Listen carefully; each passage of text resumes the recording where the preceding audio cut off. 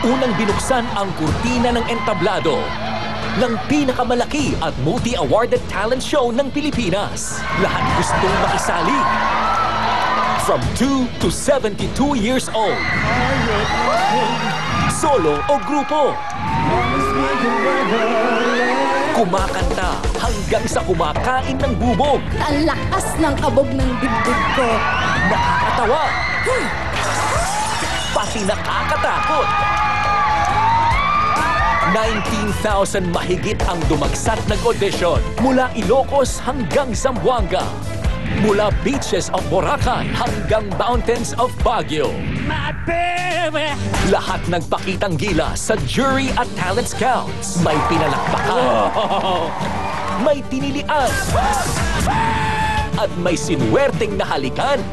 More than 12 million pesos na ang naipamigay na premyo. At di matatawaran ang dami ng oportunidad na nagbunga dahil sa pagkapanalo dito. Pero ngayon, panahon na para malaman kung sino ang pinakatalentado sa lahat ng mga talentado. Siyam na kampyon, isang titulo. Joseph the Artist ng Binyan, Laguna. Padarama ko sa kanila kung gaano kahalaga ang art sa buhay ng tao. Beatbox Score ng Davao City. Napakalaking bagay para sa akin. Binigay kong lahat. The Believers ng Muntinlupa City. Mahirap po yung practice ng ngayon. Talaga po pinagandaan po talaga namin ng sobra. Newborn Divas ng Quezon City. Once in a lifetime lang po ito. Pag ito, hindi pa nag-work.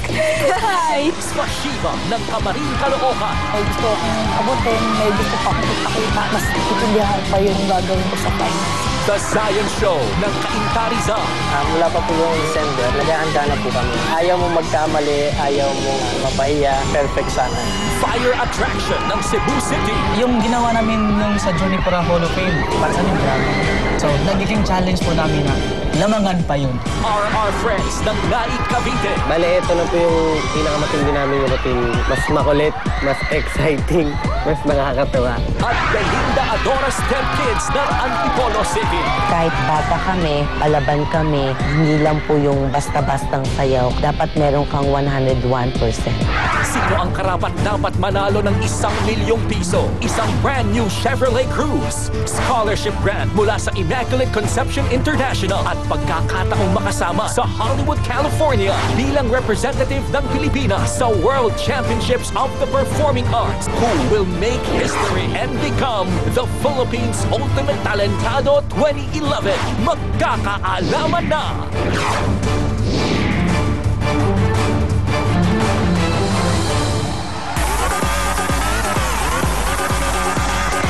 Ladies and gentlemen, here are this year's grand finalists in Talentadong Pinoy's Battle of the Champions 2011! From Cebu, Fire Attraction!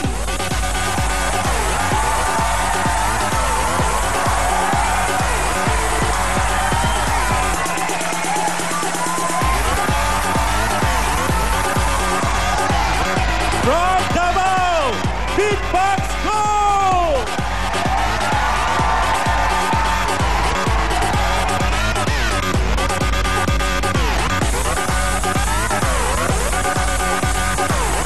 From Laguna, Joseph the Artist!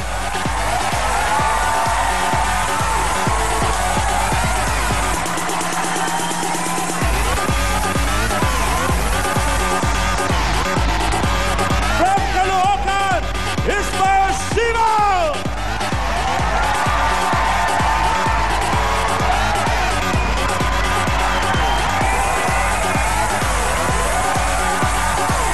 From Cavite, R.R.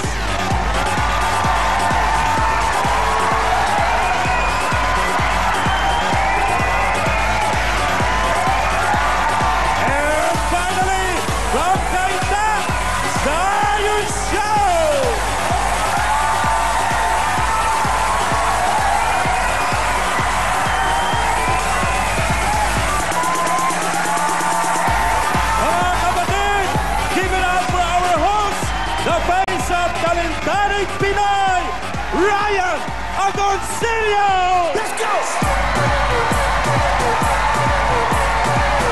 Magandang gabi, mga kapatid!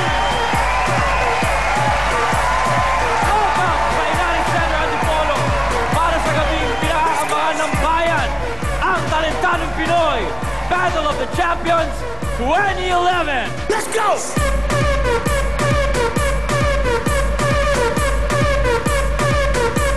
Please welcome our 9 grand finalists. Maraming salamat to Speed and Human Touch dancers, together with the Gymnastics Association of the Philippines. Thank you very much, guys. Mark Robert Rosales with the Wushu Discovery Team. We also have the UP Pep Squad. Amplified Hip Hop, the Dance Sport of the Philippines champions, Talentadong Pinoy's first ultimate talentado, Joshua Yo-Yo Tricker Davis. And of course, the one and only Asia's Nightingale and Queen of this trip, Miss Lani Misalucha. Palakpakan po natin sila. Si Lani po ay umuwi sa Pilipinas just to be a part of tonight's Battle of the Champions 2011. So Lani, thank you very much. Maraming salamat. Guys, thank you very much for that wonderful opening.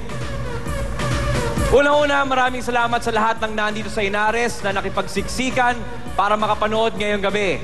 At balita ko nga ang iba kaninang umaga pa nakapila. Kaya mga kapatid na nandito sa Inares, maraming salamat po sa inyong pagpunta dito. Dahil dyan, pangako po namin sa inyo at ng lahat ng ating Hall of Famers, isang palabas na talagang hindi malilimutan ang makikita nyo ngayong gabi. Inares! Are you ready?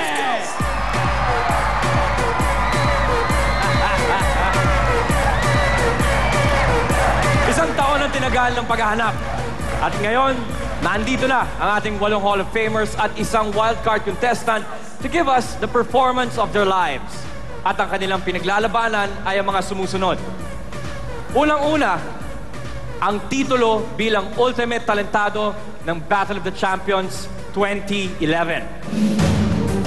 Next is a slot as one of the Philippine representatives sa World Championship of the Performing Arts or ang W Copa na gaganapin sa Hollywood, California. Pangatlo na pala, a 4-year college scholarship at the Immaculate Conception International. And next, a brand new automatic transmission 4-door Chevrolet 1.8L Chevy Cruze DWT Ecotec double overhead cam LS. Of course, thank you to the Covenant Car Company for providing the car. Maraming salamat. At ito na, ang pinaka-inaasam ng lahat, 1 million pesos. Let's go! Cash and tax-free.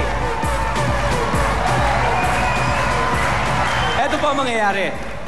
Hinati namin ang Battle of the Champions 2011 into 2 parts. Ngayong gabi, makikita nyo ang mga performances ng ating 9 na competitors at bukas naman ang announcement kung sino ang tatanghaling kampiyon. At tulad ng ating unang Battle of the Champions, kayong mga nasa bahay, kayo ay tutulong sa pagpili ng ating magiging kampiyon.